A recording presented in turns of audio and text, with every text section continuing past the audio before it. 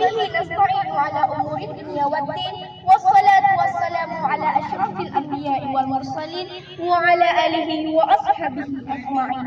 أما بعد. Saudara hadirin dan hadirat sekalian yang dimuliakan Allah Subhanahu wa taala. Pertama-tama marilah kita panjatkan puji beserta syukur kehadiran Allah Subhanahu wa taala karena atas limpahan rahmat-Nya sehingga kita dapat berkumpul pada hari ini.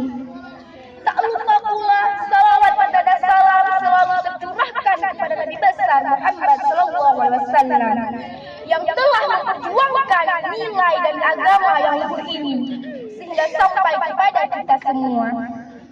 Yang saya hormati Dewan Juri sekalian, baiklah, untuk mempersingkat waktu, kita masuki acara pidato singkat saya yang berjudul memperingati malam nuzulul Quran, memperingati peristiwa turunnya Al-Quran atau yang lebih dikenal dengan istilah nuzulul Quran. Turunnya Al-Quran merupakan peristiwa yang sangat penting bagi kehidupan manusia, karena dengan adanya Al-Quran, seseorang dapat keluar dari gelapnya kebodohan, gulumatil jahli, kepada ketinggian ilmu pengetahuan dan ma'rifah, ufukil ilmu wal ma'rifah, dari gelap gulita kekafiran menuju ke cahaya kebenaran, yaitu dinul Islam. Kitab suci Al-Quran pertama kali diturunkan pada bulan Ramadan, tepatnya tanggal 17 Ramadan. Oleh karenanya, tanggal 17 Ramadan merupakan tonggak panjang dalam sejarah umat manusia yang memisahkan zaman gelap gulita dengan zaman terang benderang, yang membedakan antara yang hak dan yang batin. Pada saat itu turunlah wahyu pertama kepada Nabi Muhammad sallallahu alaihi wasallam di suatu tempat yang sunyi sepi, Gua Hira, yang kemudian dinamakan Jabal Nur, gunung yang bercahaya. Walaupun di dalam Al-Quran hanya disebutkan bahwa kitab suci Al-Quran diturunkan pada bulan Ramadan tanpa menjelaskan tanggalnya, namun pada ayat yang lain dapat kita jajaki bahwa peristiwa tersebut terjadi pada tanggal 17 Ramadan. Surah Al-Anfal ayat 41 yang menjelaskan, yang berbunyi, Anzalna ala abdina yawmal furqan yawmal taqal jam'an, yang artinya kami turunkan Al-Quran kepada hamba kami pada hari Furqan, yaitu hari bertemunya dua pasukan. Quran Surah Al-Anfal ayat 41. Yang dimaksud ialah permulaan perperangan Badar antara kaum musyrikin dengan kaum muslimin. Atas dasar itu, maka ahli-ahli tafsir ternama seperti Tabrani, Qurtubi, Ar-Razi dan lain-lain menyimpulkan bahwa peristiwa tersebut terjadi pada tanggal 17 Ramadan, malam tahun ke-41 dari kelahiran Nabi Muhammad sallallahu alaihi wasallam.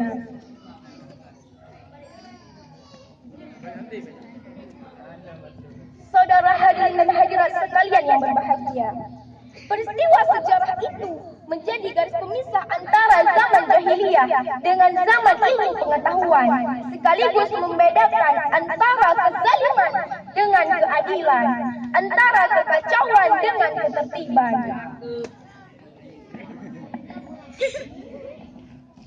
Adapun wahyu yang pertama yang diturunkan kepada Nabi Muhammad sallallahu alaihi wasallam ialah Iqra bismi rabbikal ladzi khalaq, bacalah dengan menyebut nama Tuhanmu yang menciptakan. Khalaqal insana min 'alaq, Dia telah menciptakan manusia dari segumpal darah. Alladzi 'allama bil qalam, yang mengajarkan manusia dengan perantaran kalam.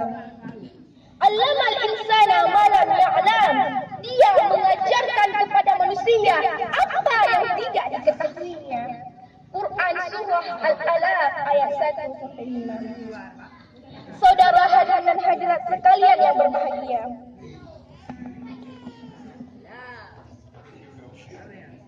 Allah Subhanahu wa taala telah menjelaskan secara terperinci fungsi Al-Quran di dalam Al-Quran. Di antaranya adalah sebagai Al-Huda, petunjuk, Al-Furqan, pemisah antara yang hak dan yang batil, Al-Mubayyin, penjelasan, Ar-Rasyid, mengarah kepada setiap hal-hal yang berguna, Rahman sebagai bukti kasih, kehidupan dan syifa obat batin dan lain-lain. Itu semua membuktikan betapa agungnya nilai Al-Quran. Maka Al-Quran menjadi konsep dasar untuk kehidupan menuju kebahagiaan yang hakiki, baik di dunia dan di akhirat. Rasulullah SAW memberikan penjelasan secara umum mengenai kandungan Al-Quran.